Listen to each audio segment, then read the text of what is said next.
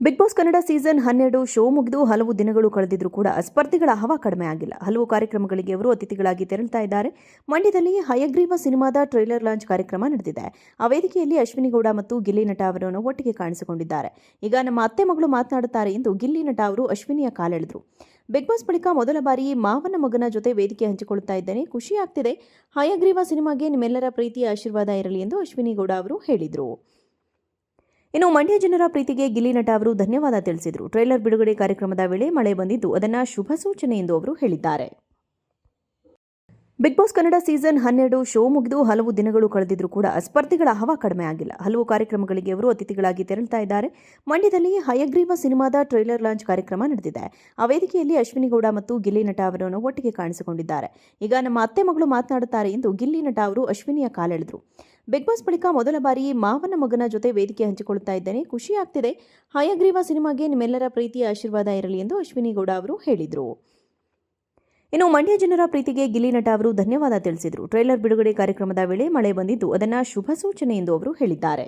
Big boss Kannada season 12 show ಮುಗಿದು ಹಲವು ದಿನಗಳು ಕಳೆದಿದ್ರೂ ಕೂಡ ಸ್ಪರ್ಧಿಗಳ ಹವಾ ಕಡಿಮೆ ಆಗಿಲ್ಲ. ಹಲವು ಕಾರ್ಯಕ್ರಮಗಳಿಗೆ ಅವರು ಅತಿಥಿಗಳಾಗಿ ತೆರಳುತ್ತಾ ಇದ್ದಾರೆ.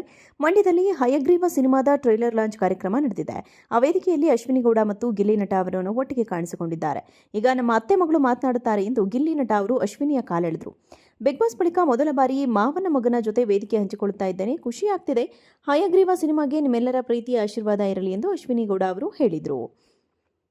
ಇನ್ನು ಮಂಡ್ಯ ಜನರ ಪ್ರೀತಿಗೆ ಗಿಲ್ಲಿ ನಟ ಅವರು ಧನ್ಯವಾದ ತಿಳಿಸಿದರು. ಟ್ರೈಲರ್ ಬಿಡುಗಡೆ ಕಾರ್ಯಕ್ರಮದ ವೇಳೆ ಮಳೆ ಬಂದಿದ್ದು ಅದನ್ನು ಶುಭ ಸೂಚನೆ ಎಂದು ಅವರು ಹೇಳಿದ್ದಾರೆ.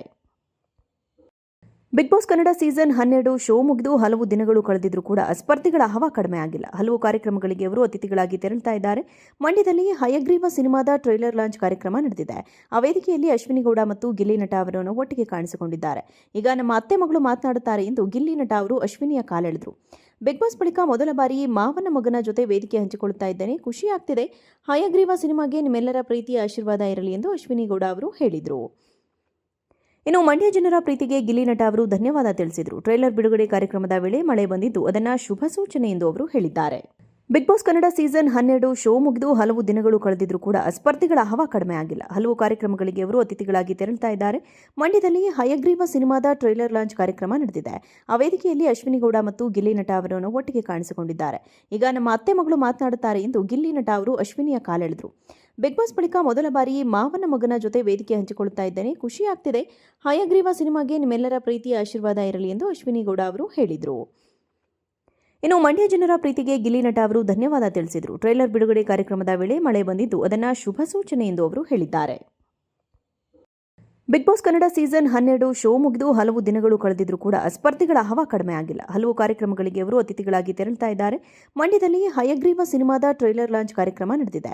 ಆ ವೇದಿಕೆಯಲ್ಲಿ ಅಶ್ವಿನಿ ಗೌಡ ಮತ್ತು ಗಿಲ್ಲಿ ನಟ ಅವರನ್ನು ಒಟ್ಟಿಗೆ ಕಾಣಿಸಿಕೊಂಡಿದ್ದಾರೆ. ಈಗ ನಮ್ಮ ಅತ್ತೆ ಮಗಳು ಮಾತನಾಡುತ್ತಾರೆ ಎಂದು ಗಿಲ್ಲಿ ನಟ ಅವರು ಅಶ್ವಿನಿಯ ಕಾಲೆಳೆದರು.